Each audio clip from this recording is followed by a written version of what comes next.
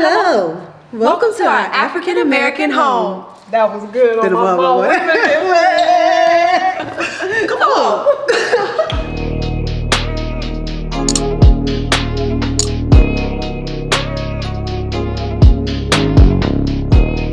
What's up, YouTube? Today we are cooking with Stacia Mac, cooking with the capitalized. But before we get started, we gotta see that drip cam. Come on, Mama Cap. Tell them what you got. How I come, how I bum, how I bang, Yeah. how I bang, Yeah. and I bring it up. Slow it down now.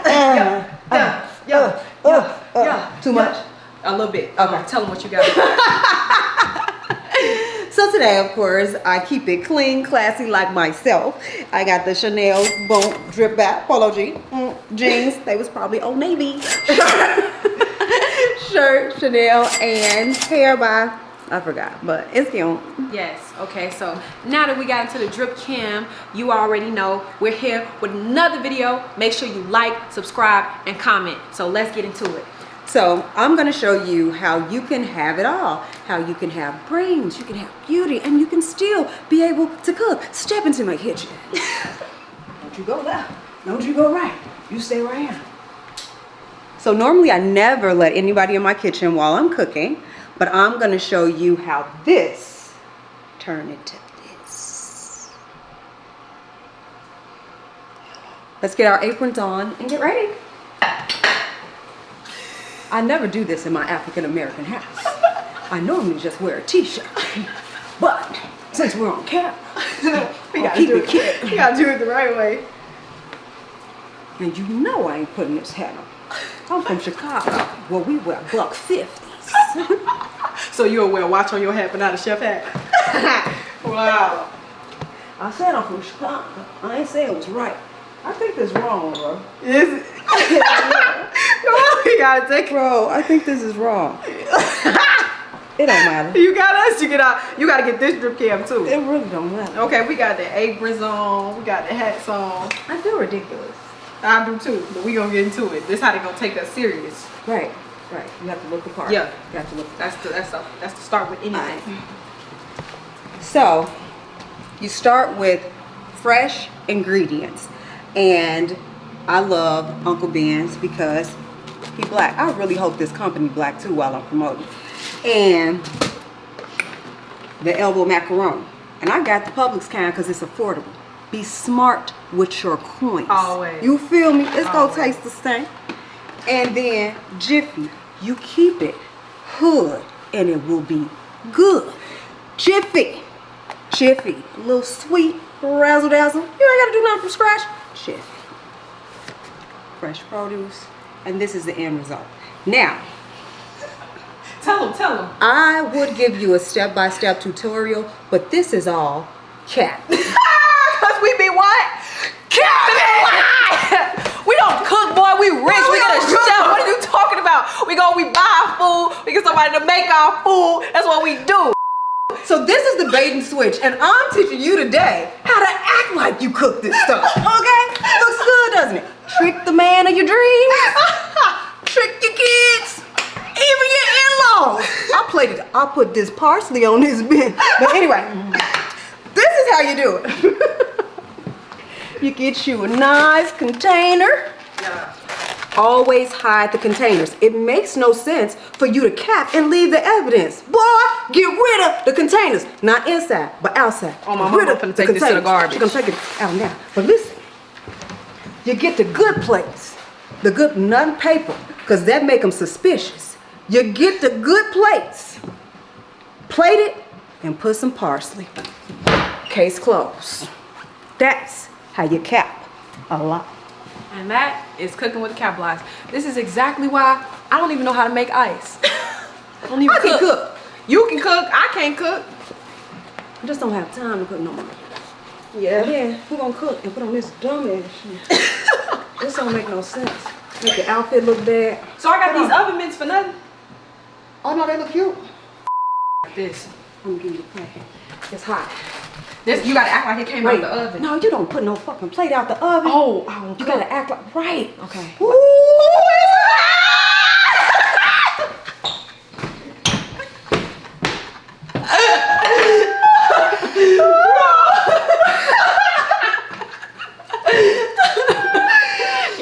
was really hot. It was so hot. Steaming, be careful of the vegetables. But anywho, I thought you wanted to do a question and answer. I thought you was gonna really cook. Oh no, I wasn't. So I had like 3 meetings today. I guess we gonna eat and talk and chat. I ain't eating that. I don't know who cooked it.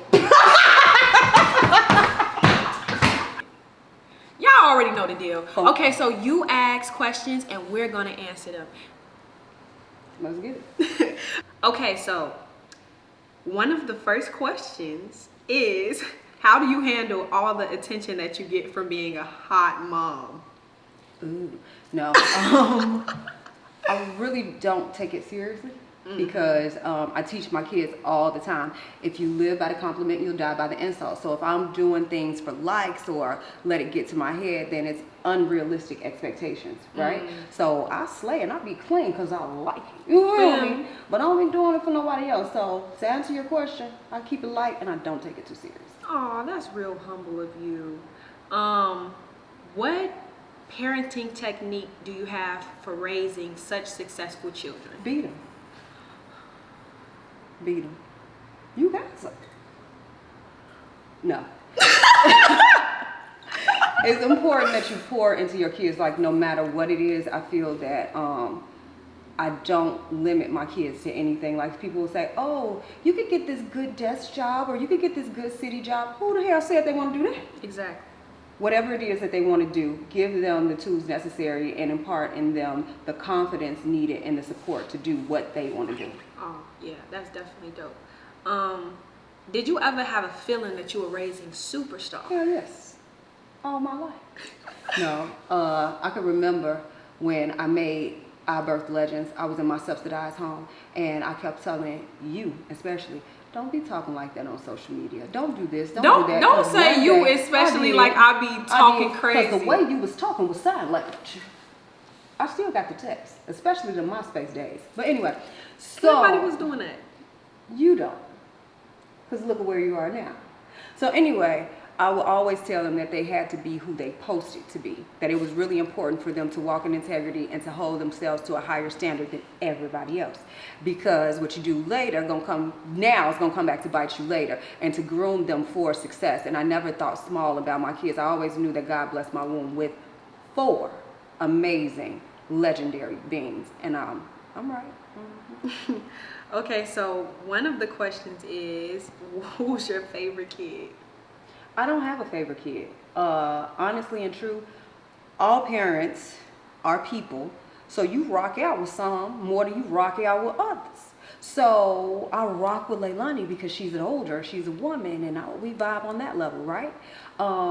I rock with T-Baby because, you know, he be on savage mode, sometimes we get grimy. I rock with Leia because she has an over-the-top personality, but she's also a homebody. I rock with Polo because he's a creative, he's business-minded, and that's where we, you know, collab on that level. So it's different times and different things, but I don't have a favorite.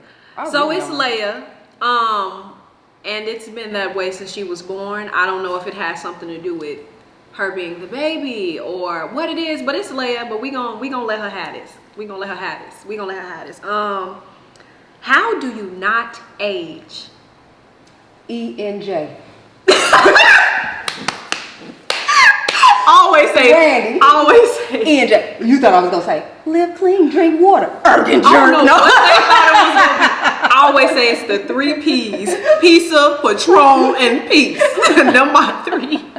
No, honestly, I don't know what it is. I guess good genes, because my mom is older and my mom looks amazing. And there's nothing that I'm doing that nobody else does, but I really and truly try not to let anything stress me out. I'll tell you that much.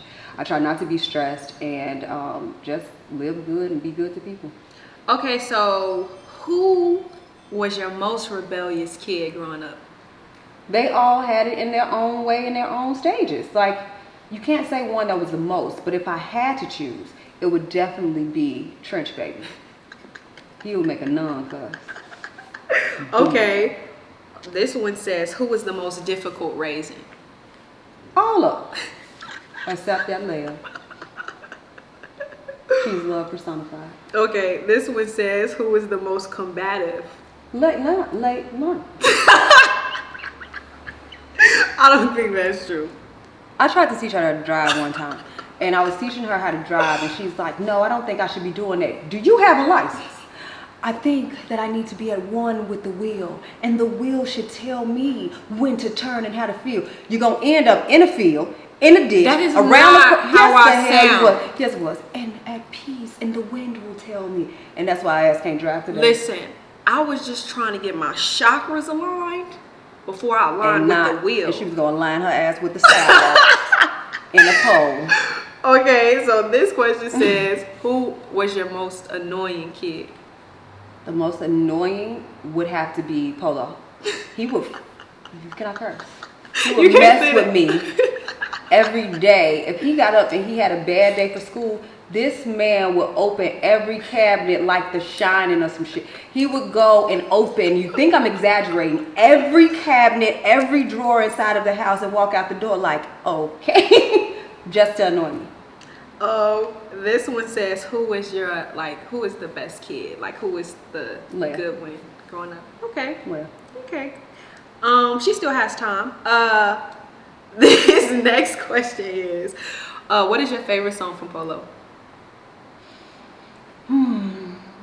so many, but everybody knows that it's The Race. Yes, that's one of my favorite songs too. So we have a lot of business questions. Oh wait, we have another one. So they want to know your pregnancy experience with each child. That's a lot. I got 4 kids. So to fast forward, Leilani was the first, and it was painful. I was a kid, I was a teen, and being a teen, my body went through changes that it was not designed to go through, and it was painful. And I remember watching soap operas all the time, and I had her at 12 noon when the soaps were supposed to come on. And when she was delivered, her dad and everybody's inside the room waiting, and she was blue, and she didn't speak, she didn't say anything. And they smacked her after a while, and I'm like, what's wrong with her? She kind of slow. And then she said something, and I was like, yeah, that's my baby. Then it was Polo. Then for Polo, I had him natural childbirth, so I should have known that he was going to give me problems, right? Because I was just walking to the bathroom, and I fell on my side like a beach whale.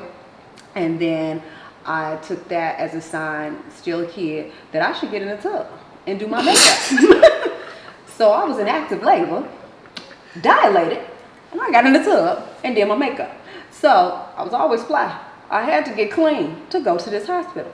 Then I'm walking down the stairs, and I collapse again because I'm in active labor.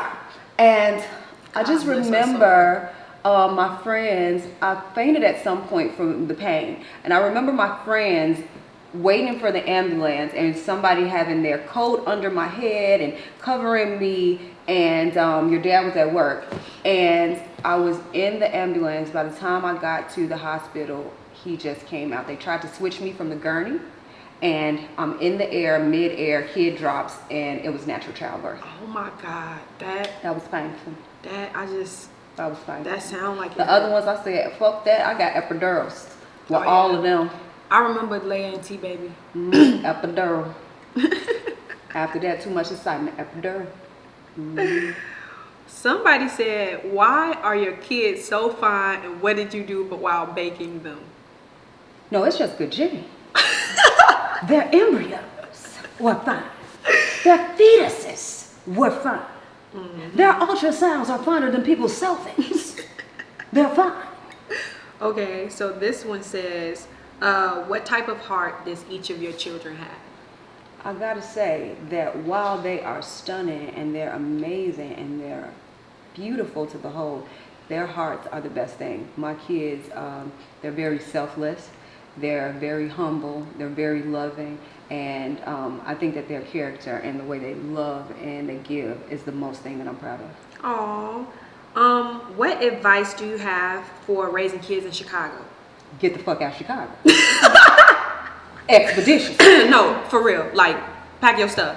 No matter what, I feel that there's always an element of danger inside of Chicago, right? So, I mean, I could live in any city at this given moment, and while I always will love Chicago and it'll always be home for me, I would encourage anybody to stay inside of Chicago because it's a different type of beast and a different kind of monster. I say that if you're forced to be there, that you get your kids extracurricular activities to be inside of, that you keep them absolutely busy, that the end game is for them to be successful entrepreneurs, students, or whatever inside of their craft, and the end game is to get out. Okay, dope. Yeah, that's definitely great advice. I have a lot of questions about business. So one of them are, how did you become a businesswoman? I was always a businesswoman because my mother told me that beauty is fleeting. You will be amazing, beautiful today, and old and wrinkly tomorrow. So your legacy can't be what's on the outside. It has to be some substance. And she always taught me that it had to go hand in hand. You can be attractive, but you have to be a woman of substance. So that's how I got into business, because it was like, I want people to take me seriously and not just look at me as somebody that's attractive but nothing else. Yeah, I feel like we come from a long line of like business women in Yes. general, like women that's just gonna get up and make sure that they are somebody of substance, make sure they get up Yes. and work and figure it out and provide for themselves and their family. So that's definitely really dope. We have a lot of questions on signing and management and mentorship. So what do you feel about that? Are you accepting any new artists? Mm-mm. And I have my hands full, and I'm not going to do anybody a disservice in not being able to actually develop them the way that I need to. Once I build out my management company and I get more staff members that can take on more, then I will, but I'm never going to bite off more than I can chew. And that's one level of being professional, is knowing what you can take on and what you can't, right? So right now, no, I'm not taking on anybody else. I have my hands full with the artists that I have and my children. And then as it relates to mentorship, no, I'm not doing that, because while it's a labor of love, it's still labor, and it's still too much that I don't have time to do right now. In the future, I would love to do it, but right now, no. And I think that that's really like, that's really good that you're very transparent about that, because a lot of people's careers are so stagnant. Like, you might look at somebody and be like, oh, I really want this person to manage me. But if you put a lot of work and hard work and effort into yourself and your career, you're going to align with the perfect manager at the perfect time. And then you're going to get signed at the perfect time as well. So I think it's great that you're transparent about that. You don't lead people along or string them along, because a lot of people's careers are stagnant because of bad management and bad advisement, because people's And then hands you have are to full. make sure that the artists that you're working with are worthy of your time too, because a lot of people come and they drain you of your energy, they drain you of your resources. Once you get the objective that they want, then they leave and they go with somebody else because they're not loyal. So you have to make sure that it's positively aligned, and right now I'm loving the squad I have. Exactly, that's dope. So this, I got this a lot. We get this a lot. What's that? Adopt me. Are you open to adoption? What a camera. Hell no. Because I feel like it takes a village, and everybody is my sister, my cousin, my kids, you know, schnookums, hey. But no, I don't have time for that. But they can definitely be my social media kids, and I'm gonna love them. I'm gonna like all they posts. I'm gonna follow them, and I'm gonna even invite them to some of the stuff we have. So one of the questions that I always get is about our dad. So this question is, how did you meet Polo's dad? In school, being fast. We went to school together, neighborhood school, and he was really popular. His mama had a good city job. He kept him some money. Shout out to my grandma. Kept him some money. He was always clean. And he used to beat people up. My kind of guy.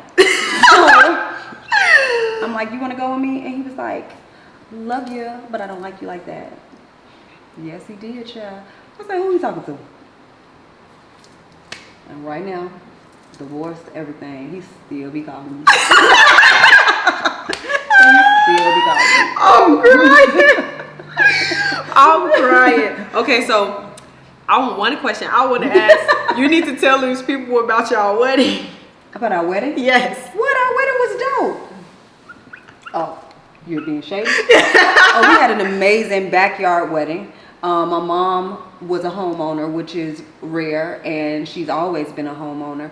My mom got a home, and she wanted me, I always had some change. She wanted me to have my wedding in her house because I was going to do like the Four Seasons or something grand, or maybe even a destination. And she's like, no, you're going to have it in the backyard because I have my own lands, and this is something that I can foresee, and I wanted. And I'm like, you know, I'm her oldest, all listed. So we had the wedding. I crashed his bachelor party.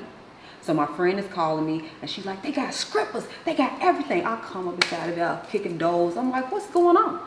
He was passed out asleep. They did have strippers, but he ain't taking no part of it. And then the wedding comes and I'm like, he is not gonna make it because this man was good and drunk. And he showed up and he was very much drunk. We had some, well, I had a custom dress and we had some suits for him and everybody inside of his party. And they was like from the men's warehouse. And it was like super big from the men's warehouse. And my mom made all the bridesmaids dress. It was a bougetto mess. A bougetto mess. My grandma had this big house on the west side of Chicago, and they used to call it the White House. So everybody like, yeah, we had the White House, we had the wedding. Everybody was there. I was a flower girl, of course. And then Polo slept through the wedding. With two mismatched Jordans. He woke up at the end. He was supposed to be the ring bearer.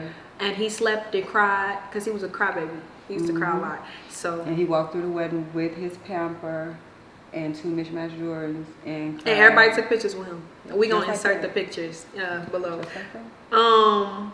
Yeah. So how old were you when you got married? 20 or 21. Wow, that's crazy. But at that point we had 2 kids, and I think I had you when I was 16. So you were 5. He was like, we had a whole damn family at that point. Yeah. So it made sense. No, I married him because I married him because I loved him. You guys were literally created in love and out of love. But yeah, I think you could get married at 18. And he kept on lying and telling me that you had to be 21 or something like that. And then I researched it and I'm like, this man gonna keep on lying.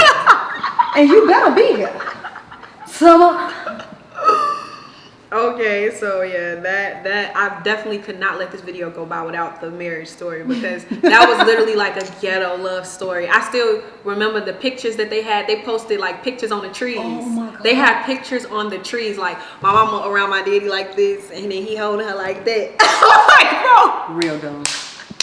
And then they had the dates on the date that y'all got married. It was like Stacia and Tree. I was like, bro, what? Yeah. What is wrong with y'all?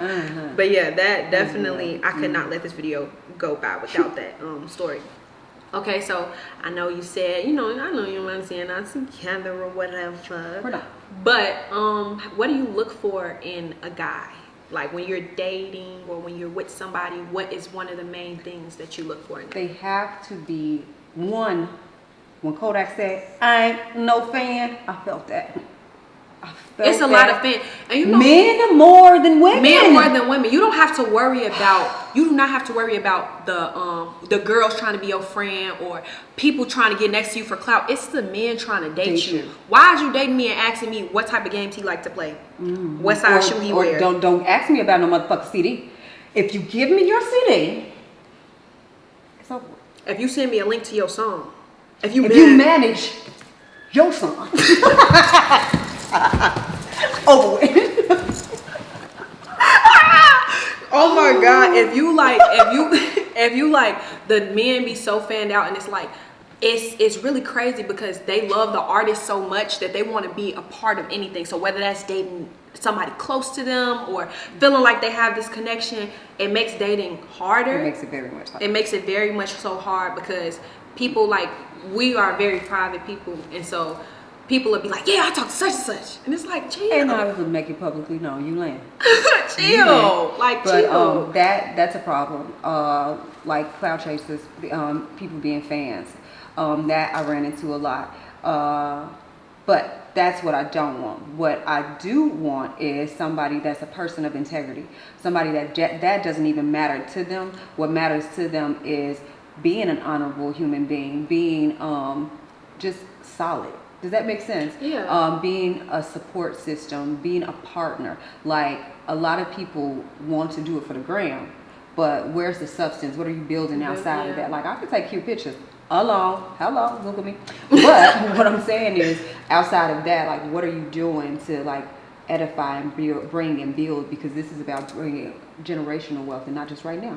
And so I would definitely want a partner, somebody that's cute and good on the ass. Inside out. Eyes. Yeah. Inside out. articulate. You could take them somewhere. I don't want them to be dumb, Yeah. but they gotta be savage. Very smart. Yes. Very smart. Soft. Well put Can't be together. soft. I will say that much. Like Red carpet or the block.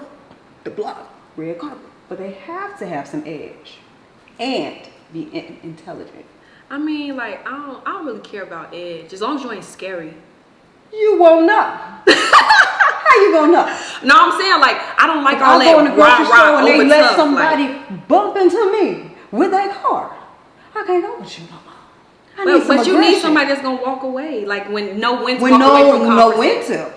But when you hit somebody on the back of their foot with that car, it hurt. So What's that? What a hood nigga said. That's what you want. you just gonna let them in. You're just gonna let him do that. No, but I think it has to be a healthy balance. Like seriously, like No, for sure. Who wants a man that's not a protector? No, I don't no. want somebody that's ignorant, but I definitely want a man for that's sure. a That's what I'm protector. saying. Like you Yeah. know, it's the happy medium because Yes. it's like you don't want nobody that's over like just over. No, that's a liability. Yeah, for sure. No, And that's a they'll liability. put you in more compromised situations than I most. agree, Like but it has to be a man that is innately a protector. Yeah. A protector, a provider, a confidant, a partner, for sure. yeah, for sure, definitely. Yeah, we ain't rocking with no fans. We ain't rocking with none of that. I know that the DMs be busting. No, I cut them off. Oh yeah, you did. It's ridiculous. The things that I could tell you about them DMs, they're scary. Yeah. So I just cut them off because those, I feel that if anything is real, that it won't happen there. I know that nowadays people think that that's the way. I have an email. Email me. Like, find a creative way. What is it? 6 degrees of separation. Find a creative way, but I would never do that. Like, I don't think the DMs, nah. I'd be real apprehensive about like dating in general. It's just very scary. Like, it's so, like to me, it's no right or wrong way to do it. But I can see why you cut the DMs off because I know it's very overwhelming. IG just turned into Tinder. You just no. I'm contemplating turning mine off. Yeah, it's rough. And then I get little kids inside of my DM. I'm like, this is illegal. Just stay. Stop. No. Yeah, like please stop. Please stop and knock it Just off. everybody. What advice would you give for somebody trying to step into the music industry or trying to manage their child? If you're stepping into the music industry, then make sure that you're unique. Make sure you're consistent. Make sure you can push you and you have something of substance, right? Because a lot of people want to be carbon copies of others.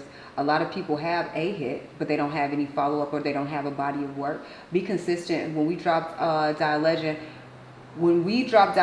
before he ever signed Polo, he had his whole project done, right? So we were on the eve of Finer Things and all these other songs that were really good. And it's like, you have to have things after that because what's next, right? So you should always be 10 steps ahead.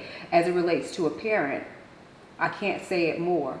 If you are not properly equipped, it's a good idea. It sounds so good. Let me manage my kid. Speak on it. It's a great idea in theory, but if you are not business savvy, management savvy, then step aside because you do more harm than good when you don't know what the hell you're doing and you manage these kids' career. And the only thing you'll manage to do is to sever these relationships and these ties. Ruin that a lot of opportunities. Yeah, for absolutely. sure. And then a lot of people think that to manage has to be loud, it has to be cruel, it has to be. No, I feel like you have to say what you mean what you say. I'm very transparent in business and in life, but it's because I know what the hell I'm talking about. And I can stand on business with my results and my knowledge of the subject, right? Step aside if you're not equipped to manage these kids because you have so many dope artists that will never go anywhere because they have a bad management team. Yeah, and then it's harder when it's a parent, I feel like, because it's harder to like tell them no, or it's harder to like, you don't really let them know like, okay, I'm not rocking Well, with it ain't never this. been hard for you. I'm saying for other people.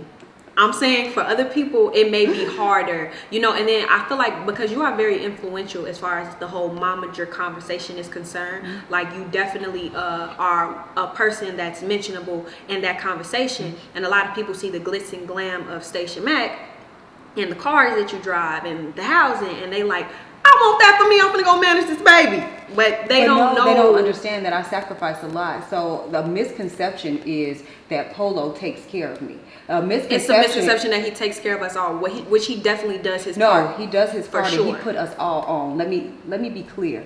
He For gave sure. me an opportunity to manage him. Mm-hmm. If given the opportunity to manage another artist, I would get paid a commission, a fee for the work that I put into that artist, be it someone that's a stranger or my son. Mm-hmm. I get a commission, I get a salary for working with my son. Mm-hmm. I bring business opportunities to my son. I bring big financial opportunities to my son, of which is commission. Polo's not walking around giving, here, you get 100K, you get $1 million. No, we work, and in us working, we're compensated for the work that we do. Yeah. And that's a big misconception. Mm-hmm. And had it not been that way, if it wasn't a beneficial relationship, then he could have severed ties a long time ago. But he asked me to be his manager because he felt, one, I know my mom is business savvy. Two, I know that I can trust her. And three, why would I pay a stranger for something that I know my mother can do? Exactly. And then same with me with being a road manager. Mm-hmm. One of the biggest things that I love is like a lot of my feedback was, wow, you are really great at this job. And very You're really, professional. And very professional. You know what you're doing. And I feel like that took a part in your parenting and our upbringing on, you know, making sure that we were intelligent, articulate, making sure we knew how to operate in those type of like professional settings. Yeah. So we all as a unit work together. It's nobody sitting back, like even Leia. Yep. Point blank period. Like, you feel me? Like, she get royalties off of the song she's featured on. Like, we all make money one way or another. I feel like it's a team effort for all of us, and we all equally pour into one another, pour into the business, and the return on investment is priceless. You have to put in, and there's many times where it could be a show or it could be something that happened, and I'm like, this is a good opportunity to him. I'm not going to nickel and dime my son or my artist. I'm not going to grab the low-hanging fruit and say, give me some commission off this. No. If, for instance, you go to Paris and you go to this fashion show and you are in a part of this fashion house that you weren't paid to promote or whatever, that connection is bigger than me saying, oh, you had an after party here, let me get a commission off the after party. Go do everything that you are, because everything isn't about $1, it's about building a brand, at least for me. And I'm like that, not just with Polo, but with all the artists that I manage. I'm blessed that I'm in a financial situation where I don't have to nickel and dime, but I worked my ass off to build that asset so that I could wait, let it grow, and then see the big picture. And I'm like that with all the artists. And then for sure, people don't see, like, they just see the come up. They don't see like the grind associated with that. They don't see, like, you know, you having to, you know, especially being a woman in the music industry and having to go head to head with like these male misogynistic type of people, and then kick down doors in the industry. So Polo, in a way, he in a tremendous way kicked down doors for us, and then you had to do it as a manager. I had to do it as a road manager. Like, we all in one way, shape, or form had our own. Was you're going to take us very seriously. Yeah, for and sure. He had to prove his worth and that he was a serious force to be reckoned with as an artist. And I had to do the same as a manager. You had to do the same as a road manager, as an artist, And T-Baby. it's like, it's you just, know, yeah, it's a full circle thing. Yeah. And you know, the Q&A, the questions are over, but one of the biggest takeaways I want you guys to get with the Capalots is that we are very family oriented. We work very, very hard for each other. We love each other, and that's what our foundation is built on. No family is perfect. We're not gonna get up here and act like we can't say the Huxtables, can we? Hell yeah. Why we can't say the Huxtables? I don't know if they got canceled or not. What they do to anybody? That's not even a real family. Oh, right. This is just a TV show. Finish it. So I'm not going to make it seem like we're the Brady Bunch. So you're going to go what? Family matters. We're not going to act like we're a perfect family. But what we will say is that we're a solid family. We're a united front. What you see is what you get. We are love personified. And guess what? We're not a perfect family, but it's our family. We're unique. We're going to always be solid. We're going to always be trustworthy. And we're going to always be a support system to one another. And what works for us ain't going to work for you. That's why we is the Capalots and y'all not. So with that said, you may see us on the red carpet. You may see us wear different hats. But know that on any given day, we're a Capalot and we're one unit and we support each other to the fullest. For sure, for sure. And I want to thank you all for watching this video. Make sure to like, comment, subscribe, and follow my mama on the gram at Stacia.Mac. Okay, if you want to see the latest drip and the latest tips on how to make it in the music industry. Thank you all once again for coming into our home, and see you next time. Bye.